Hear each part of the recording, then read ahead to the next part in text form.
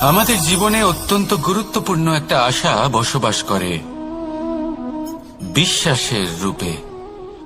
বিশ্বাস যা আমরা ঈশ্বরের ওপর করি, ভাগ্য প্রারব্ধের ওপর করি, নিয়তির ওপর করি। যখনই ভালো কিছু হয় আমরা বলি এ হলো ঈশ্বরের দয়া, যখন খারাপ কিছু হয় আমরা বলি এ হলো ঈশ্বরের মায়া। কখনো ঈশ্বর বা ভাগ্য বা প্রারব্ধ বা নিয়তি। আপনি নিজে কোথায় তা কখনো ভেবেছেন? আপনি বিশ্বাস করছেন ঈশ্বরের উপর, প্রারব্ধের উপর, কখনো নিজের উপর করেছেন? আমি আপনাকে একটা সহজ কথা বলি, যদি আপনি ঈশ্বরের উপর বিশ্বাস রাখেন, শুধুই ঈশ্বরের উপর বিশ্বাস, তাহলে আপনি সেটাই পাবেন যেটা আপনার ভাগ্যে লেখা রয়েছে। কিন্তু যদি আপনি নিজের উপর বিশ্বাস রাখেন, আত্মবিশ্বাস রাখতে শেখেন, তাহলে ঈশ্বর আর নিয়তি দুজনে মিলে আপনার ভাগ্যে সেটাই লিখবে যা আপনি চাইছেন। তাই মনে রাখবেন, সাফল্যের পথ হলো এই বিশ্বাস। নিজের আত্মবিশ্বাসকে ধরে রাখতে শিখুন, দেখবেন আত্মা প্রসন্নতায় ভরে উঠবে। তাহলে আসুন এই প্রসন্ন ভাব নিয়েই বলুন, রাধা রাধা।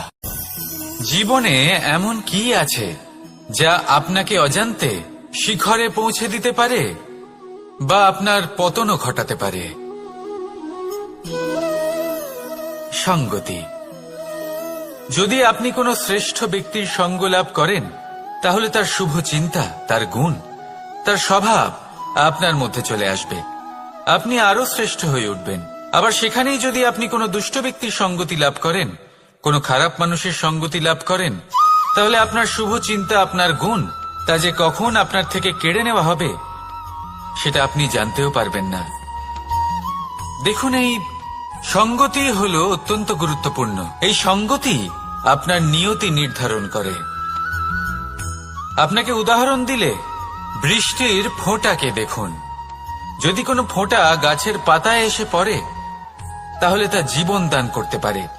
যদি এমন কোনো ফোঁটা সাপের মুখে এসে পড়ে, তাহলে তা বিষে পরিণত হয়।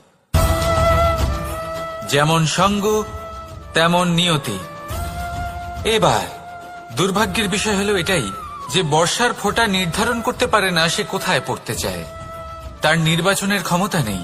কিন্তু আপনি, আপনার কাছে তো বিবেক আছে, আপনি ভাবতে পারেন, চিন্তা করতে পারেন।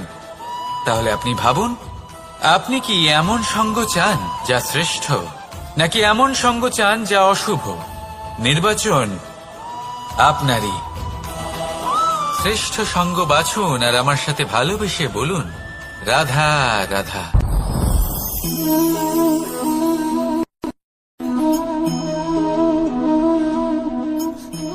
মুক্ত। এই মুক্তই সবাইকে মোহিত করে দেয়, নিজের দিকে আকর্ষিত করে। অত্যন্ত সুন্দর, গোল, শুভ্র। মুক্ত দ্বারা নির্মিত আভূষণ, তা হয়তো সে মুকুটই হোক বা কোনো স্ত্রীর অলংকার, তাকে আরো সুন্দর করে তোলে, তাকে আরো সুন্দর দেখতে লাগে। এবার এই মুক্তকে এত সুন্দর দেখার জন্য কত কষ্ট সহ্য করতে হয় তা কি কখনো আপনি ভেবেছেন? এই মুক্ত ঝিনুক থেকে বের করা হয়। ঝিনুক, যা কিনা সমুদ্রের তলদেশে থাকে। ওকে কত কষ্ট সহ্য করতে হয়, জলের চাপ সহ্য করতে হয়, সমুদ্রের স্রোত সহ্য করতে হয়।